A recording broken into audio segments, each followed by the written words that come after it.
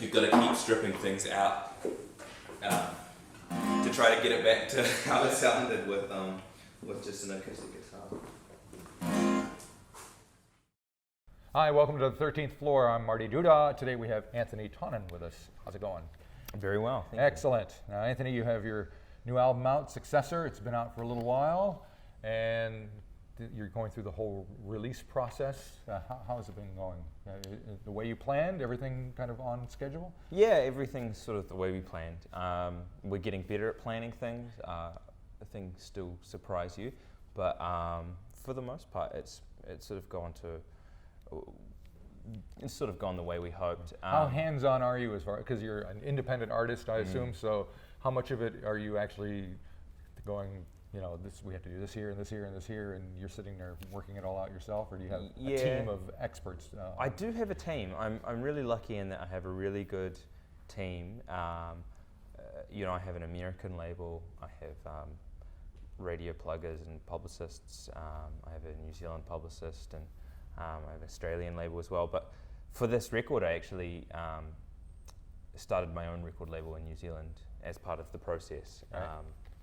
And that was new to me, but not that new. It was really that my last record with Tonnon, the finance company, I essentially released under my own label, but without sort of saying so. And this time I just formalized it by creating a label called Canapé King Records. Uh-huh. Where's the name from? It's actually just what my bass player calls me. Of course. It has to do with my love of social events that involve free food. Don't we all love those? That's fantastic. Alrighty. So we've got the logistics of the release, and you have a vinyl release that's coming as well, right? Yeah. So we should talk about that because you have a release party coming up as well. So the vinyl you have to kind of plan out much more in advance, right? Because there's a long waiting time. Yeah, I mean vinyl is an amazing antiquated business. I mean it's kind of incredible that we're still trying to make it. Right. Because most of the music world is very futuristic and it deals in products that you can't hold or feel, and then vinyl is very much a very complicated thing to manufacture. It's very much an old world product, and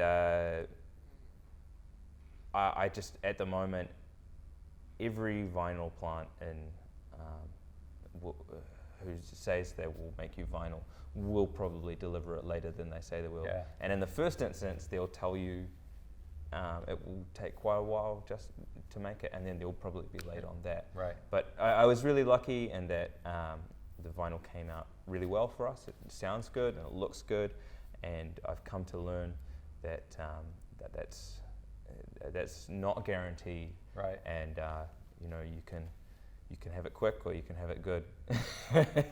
And so because it did come a little later than the CD version, we are holding a little vinyl release party up here in Auckland. Cool. All right. Maybe some enterprising person will start a pressing plant here in New Zealand to probably do pretty well at this point, I would think.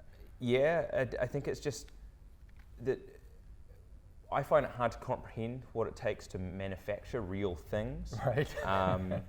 But it just sounds like the economies of scale involved and the expertise, which generally is fading. The people who know how to work these machines or fix these machines, some of them are dead, and many of them don't have an apprentice to follow them into the business. And vinyl's not so profitable that anyone has the money to reinvest and build new plants. I get the feeling that like it's a very expensive proposition to get another one going, which is why obviously no one is doing it these days. But who knows? We'll see how long this vinyl resurgence goes on for. Yeah. Right now it seems to be going well. So you're going to play a few songs for us while you're here, and you're going to be doing it on the guitar, which is somewhat unusual for you. Is that correct? Yeah, an acoustic guitar. Yeah. So, I mean, I did write some of these songs on acoustic guitar, but I worked them up over a year and a half of touring through the States, and I mean, I consider myself partially a folk musician, but I don't have any attachment to the sounds or the tools of folk music. I'm more of an urbanite, Right. and I like electric guitars, and I spend a lot of time developing my sound with guitar pedals and with amps and a lot of artifice, I guess, and electronics, and maybe not. It's still a little vintage what I do, but it's not. But it's not pastoral. It's not. It's not usually completely unplugged. But I've been trying to play some of them acoustic again, because I actually did a show. The venue that we're holding this vinyl release, I did a show there. It's a very small venue, and I decided a couple of years ago that it would be a great place to play a completely acoustic show. And so I just had an acoustic guitar and the piano there, and I played all my new material, which was very raw at that time, while releasing a cassette tape. And that was a really magical show, and I think there's something that is lost when we plug anything in, be it a DI to an acoustic guitar or a microphone. And so I was thinking about that and thinking, hey, maybe I should do some of these songs acoustic again. And I'm still working out whether I will, but You're going to do it today, aren't you? I'm going to do it today. All righty. So the first song that we're going to hear is Bird Brains, which is on the album. What can you tell me about the song? It's an interesting one for me because normally I have a reasonably heavy narrative and I have a lot of words in my songs. This one, which is about a skateboarder, a young skateboarder with a mind that's still kind of developing. Formative, absolutely. And the way that I ended up writing it ended up having very few words. So it had to be very efficient because I put my own mind back to what it was like to be this age and to be growing and confused and starting to. When I was young, I got into things like skateboarding because they freed me from thinking. I could just get absorbed in pure sort of physical flow, and I just do it for hours and hours and hours. And I don't remember thinking a lot. And so I tried to put my own mind back into that zone. Yeah. Cool. All righty. Well, and do you do it when you're performing it now? Do I skateboard? No. Do you get into that mindset when you're performing the song? Wow, that's another question. I try to, yeah. Okay. But that's I mean, getting into a state of mental flow when you're playing songs that you've played hundreds and hundreds of times. That's something I think about a lot. Okay. All righty. Well, let's see how you do here. This is Bird Brain from Anthonie Tonnon.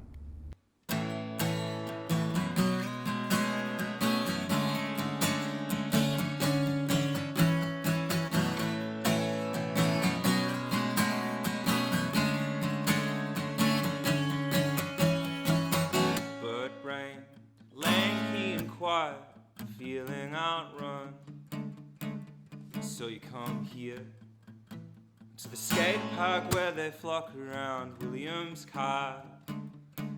You know that he's weird and old, but he makes you believe all this growing is going to turn you into something. Your bones are pushing against your skin, thinning it out. Sort of believe it won't stop until you can glide away from the kids with growth spurts behind their eyes. Smiles from teachers reaching places you can't find now. When you're taking off from the big ramp, you look higher each time.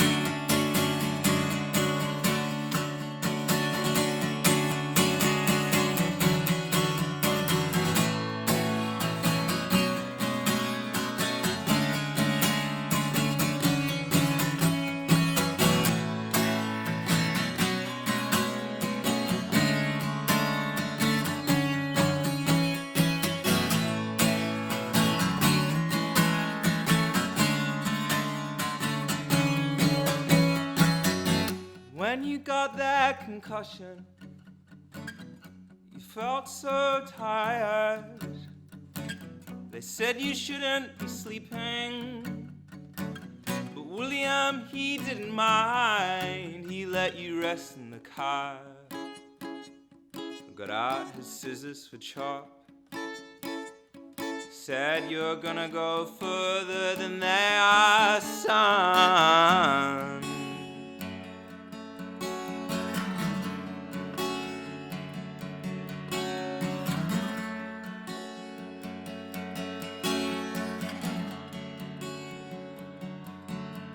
And you dreamed of wings perching in his open hands, taking off from the left and never needing to land it. Taking off from the left and never needing to land it.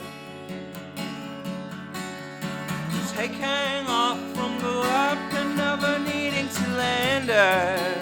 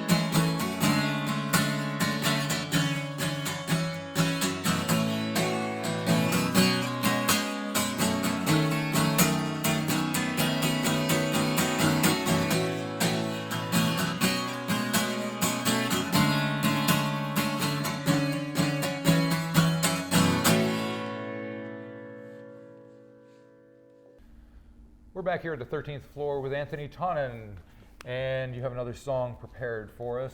This time it is Sugar in the Petrol Tank, another one off the new album. How did that one come about? It started with a line, just something that made me chuckle. Sugar in the petrol tank. There wasn't a lot that could be done for your Land Rover. It's at peace at the mechanics dreaming of Africa.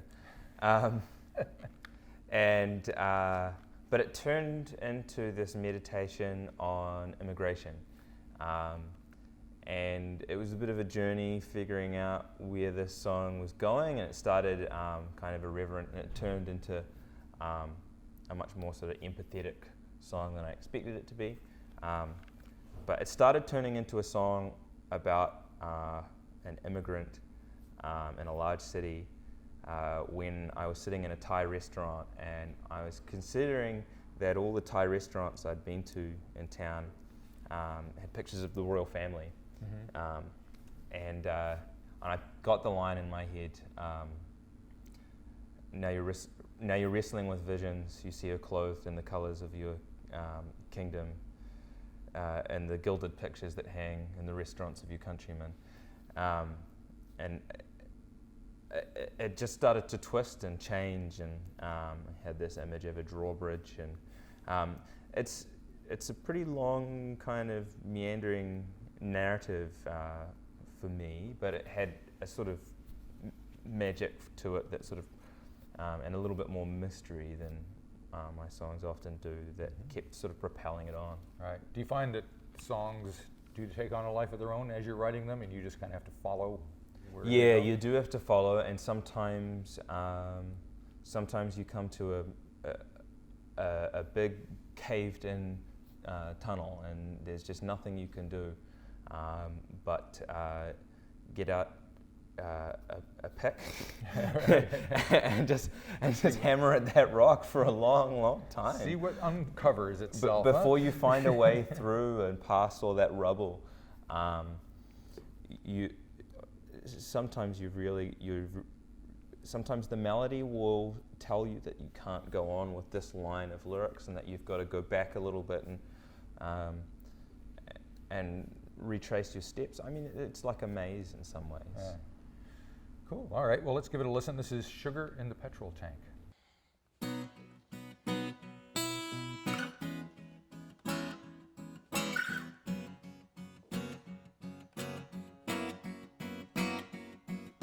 Sugar in the petrol tank.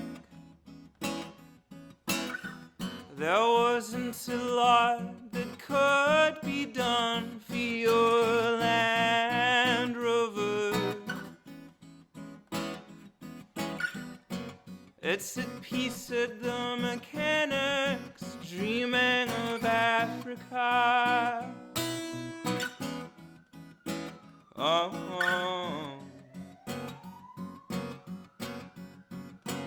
And when you drank from the bitter pot of her, your arteries seized, and you were reborn in the blood and water that came rushing to free them.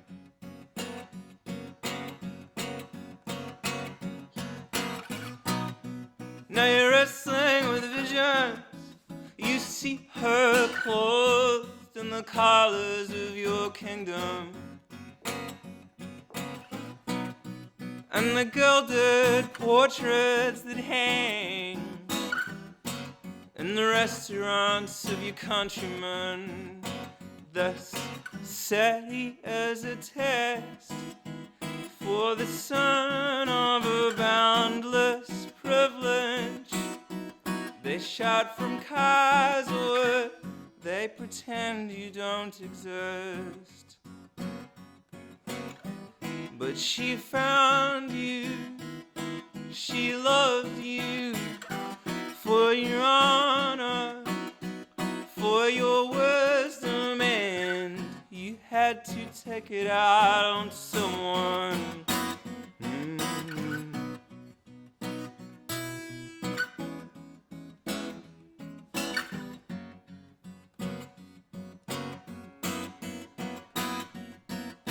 Sugar in the petrol tank. Intelligence tells you the gas becomes a treacle-like substance, that she came up in the hottest suburbs. And you laughed when you pictured the image, broken down on the drawbridge, holding up ships and traffic all around the river.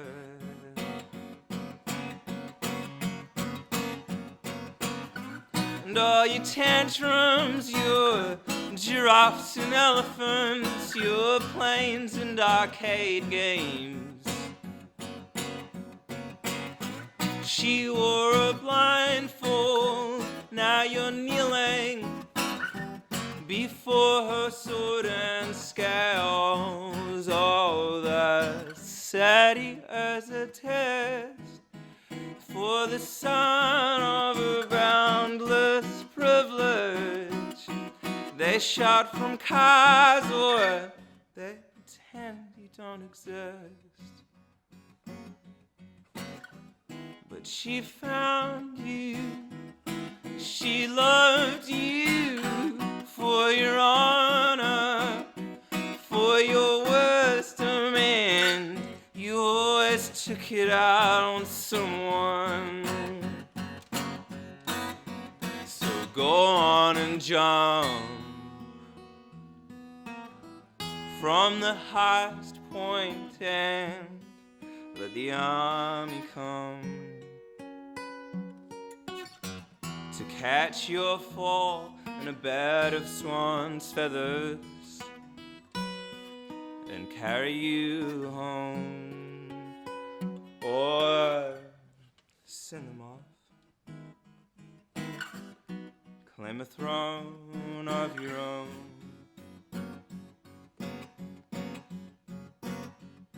Free under the river to dream of a shot, and the the southern suburbs. A place to hang a portrait of.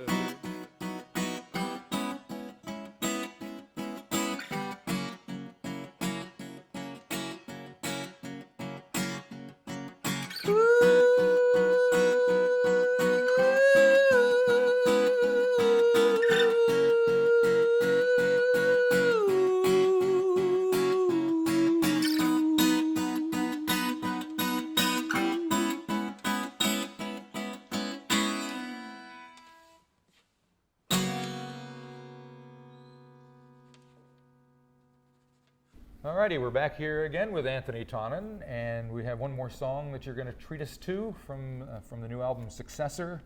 This one is called The Capital. What is it the capital of? Well, the capital refers to Wellington, but, of course. But really it doesn't need to. And actually the song is, if anything, it's more about Auckland than it is about Wellington, and maybe about people who leave Auckland for Wellington for whatever reasons. But it actually started when I was trying to write a song about the sort of sibling rivalry between Los Angeles and San Francisco, Right. which is in some ways a similar, parallel sort Relationship of between relationship Auckland and between Wellington. cities.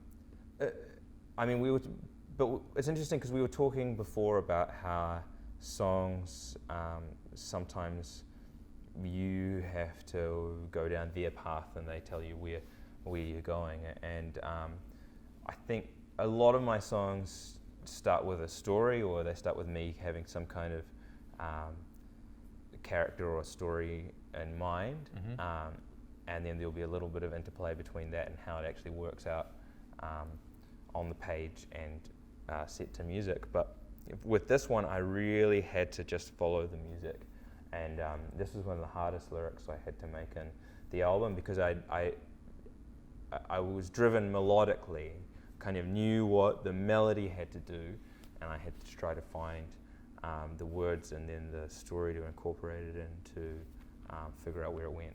Cool. So you'll be able to hear these songs performed live by Anthonie. You got one more show here in New Zealand. The vinyl release show is happening, was it June 7th? That's right, it's a Sunday night. Sunday night show, this should be very nice. At Freedom Argolis in Grey Lynn. I don't think I've been there, so. It's a great place. It only fits 40 people, and this is good. the other All thing. right. And, if you buy Fortunately, I've been dieting, so I should be able to squeeze myself in. And then it's off to the rest of the planet. Yeah. So that's got to be fairly exciting, huh? So It just is. Gonna go out there and It put is. yourself out and see what happens. Yeah, but to be honest, what is almost as exciting at the moment is that I've had a couple months, and I'll probably get a couple more months to stay in Auckland and write more songs. I mean, There you go. that's a real pleasure to do. Excellent. Good to see that there's more coming. Alrighty. Well, thanks for stopping by. Thank you. And looking forward to hearing the last song. This is The Capital from Anthonie Tonnon. I know we've really lost you to the capital this time, though I love to watch you swimming against the motorways. And they'll try to say the city is in transition, but you can't wait on that line, so just come out tonight. We can drown all the memories between the sound of the traffic and the sea.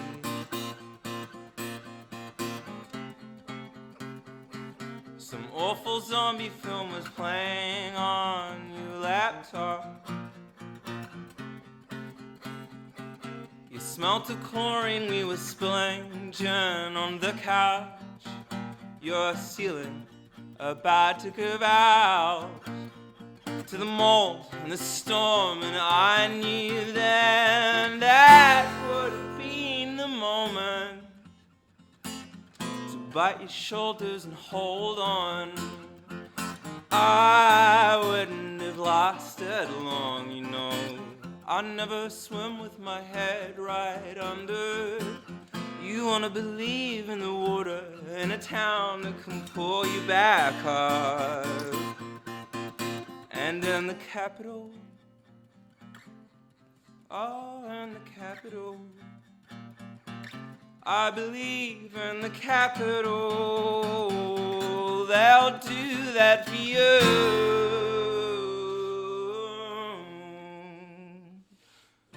On your famous balcony,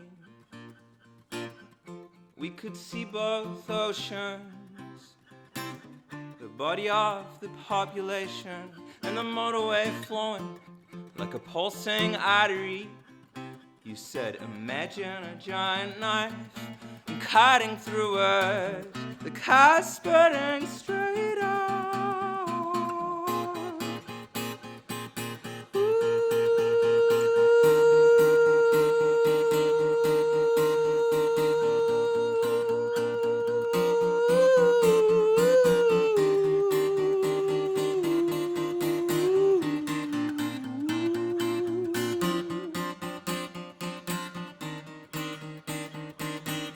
Now the sky is black, like the end of a movie. The stars are dim,